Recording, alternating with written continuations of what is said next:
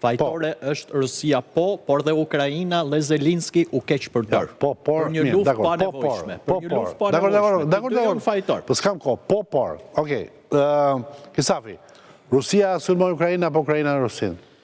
Rusia sulmoi Ukrainën, sigurisht, po faji 70% tek rusët, 30% e Ukrainës. 70-30. Okej, por 70-30. Zëja Bazi?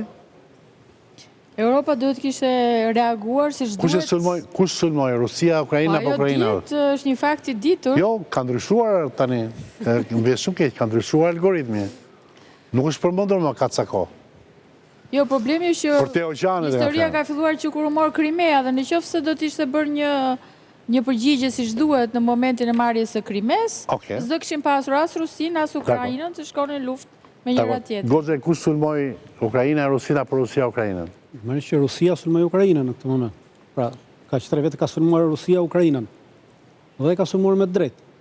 Në mbrojtje të popullatës vetë, bëri të njëjtën gjë që duhet bënte Shqipëria në Kosovë ndaj genocidit që bëri Serbia ndaj shqiptarëve në Kosovë. Ne nuk e bëm, ata e bën në ndihmë popullit tyre. Rusia sulmoi Ukrainën, por e sulmoi atë me të drejtë. Kjo është përgjigjja jote. Agresori është rusi, por motivet gjenden aty në mes. A falë dhe ti je me variantin e sulmoi Rusia por. Agresori thash është rusi, por e vërtetë është aty në mes. Duket sikur dëgjoj hapat e Donald Trumpit në studi. Okej.